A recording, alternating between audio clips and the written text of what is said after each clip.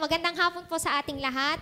Unang-una po ako po nagpapasalamat sa Panginoon sa buhay na ipinagkakaloob po sa akin, sa kaligtasang aking natanggap na tunay na hindi naman ako deserve sa ganitong bagay. Pero salamat sa awa ng Panginoon sa aking buhay na ako'y dinampot niya sa pagiging makasalanan at malayo sa Kanya. At pinagpapasalamat ko po sa Panginoon na ngayong year ay nag-celebrate din po ng birthday last November, nadagdagan ng taon. Hindi man po halata, pero ako po ay maedad na din. Salamat po sa Panginoon na ako'y Kanyang iniingatan. Salamat din po ako sa kalusugan na Kanyang pinagkakaloob. Bagaman nga po nung mga last few weeks po ay nagkasakit na hospital din, ay sa biyaya naman po ng Panginoon na hindi pa niya kinukuha.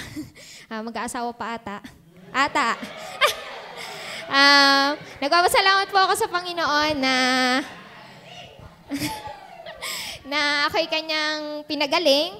Salamat na hindi niya hinahayaan na yun nga na magkaroon ng malalang karamdaman sa kabila din ng pagod sa trabaho na ginagawa. Dahil this year din po ay ako po ay napalipat na din ng grade. Promote daw pero hindi naman promotion na nagdagdagan na sahod. Pamuhat grade 4, ako po ngayon ay nag-handle na ng grade 6 at saka medyo iba, mas nakakapagod ang trabaho kasi nilagay ako sa pinaka-higher grade at talagang mas maraming intindihin kasi mga graduating ang aking hawak. At nagpapasalamat din po ako sa Panginoon na ngayong taon, sa biyaya po ng Panginoon ay ako po ay 7 taon na din na nakakapagpasalamat sa Kanya. Salamat na ako'y way back 2016 na ako po ay naligtas, ay sa biyaya po ay nakakapagpatuloy. Kahit may mga times na talagang nanghihina, ako lang ipangiti-ngiti, pero sa aking loob, ako'y dinadaanan din ng panghihina na parang ayaw ko na din tumuloy. Pero sa biyaya ng Panginoon ay lagi niyang ipinapamulat sa akin na balikan mo yung nakaraan mo para ikaw ay makapagpatuloy na ako ay makasalanan na Kanyang kinaawaan na hindi ako deserve. Bakit? Ano yung dahilan ko para hindi magpatuloy sa Kanya? At yun, nagpapasalamat ko sa Panginoon. Nagpapasalamat din po ako na naligtas din ng aking kapatid. Salamat ngayong taon. Yun, meron na rin akong kasama ulit dito at sana ngayong 2024 ay manumbalik na rin yung aking 2 kapatid. Kayong kasama-sama dito. Magpapasalamat na meron na rin pagka ako'y may sumpong sa bahay, naimik yan, may sanib ka na naman. Yun, ako'y syempre, bilang ako'y matagal na at Kanyang ate nakakatanda sa Kanya, challenge sa akin yun na nawa ay maging mabuting patotoo din sa Kanya. At dalangin ko naman na nawa siya ay makapagpatuloy din at lumago sa Panginoon. At pinagpapasalamat ko din po sa Panginoon yung guidance niya sa akin sa buong taon.